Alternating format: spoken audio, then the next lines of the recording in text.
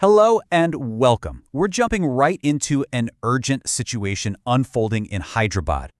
Overnight, the city has been absolutely swamped by a massive deluge. We're seeing roads that look more like rivers, and everyday life has just stopped. So we're going to break down what we know from the reports to figure out how this happened and, more importantly, what's coming next. Okay, let's get right to the heart of it. The reports are all saying the same thing. This was not just some quick thunderstorm. We're talking about a relentless, non-stop downpour that kicked off Thursday night and just did not let up. So by the time people woke up Friday morning, the city was already deep in a full-blown crisis. So you have to ask, how did things escalate so incredibly fast? Let's take a look at the timeline and see exactly how one single night of heavy rain could spiral into such widespread chaos. The key word to focus on here is non-stop. Seriously, just try to imagine rain that doesn't pause, that just keeps pounding the city for hours and hours. By morning, the city's drainage systems, the networks that are supposed to handle all this, they were just completely overwhelmed. The water literally had nowhere else to go. And of course, when the city's infrastructure fails like that, the consequences are immediate and they are very real. This is so much more than just a few wet roads. We are talking about an entire city grinding to a halt, affecting the daily lives of millions of people. And this is where it really hits home, right? This simple quote says it all. Just think about the normal Friday morning commute. It grounds this huge crisis in a really personal struggle. People just trying to get to work, trying to navigate streets that are now waterways. It is pure chaos on a very human level. And just look at the scale of this thing. We're not talking about a couple of low-lying neighborhoods. The places listed here, they're the heart of the city.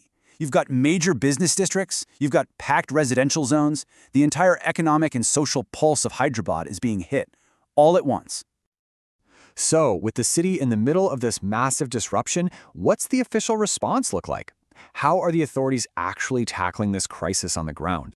Well, the response is basically a full-scale mobilization. We're seeing this coordinated, three-pronged effort. You've got the GHMC, that's the city's main municipal authority, and they're working side by side with these specialized Hydra and monsoon emergency teams. The whole goal is just to get relief operations moving as fast as humanly possible in these really hard-hit areas. But here's the really big question on everyone's mind. What happens now? Is it over? Well, according to the latest from the weather department, this situation is far from done. The forecast is actually calling for even more rain. So the forecast is kind of a two-part problem, and neither part is good news. In the very immediate future, Hyderabad itself just can't catch a break. More heavy rain is coming. And if you zoom out, the entire state of Telangana is on alert for pretty much the next full day. That means all the surrounding regions could also see flooding, which can make relief efforts even more complicated. And this breakdown really shows you just how widespread this weather system is. Now, you might see the word moderate rain for Hyderabad and think that's okay, but it's a huge threat.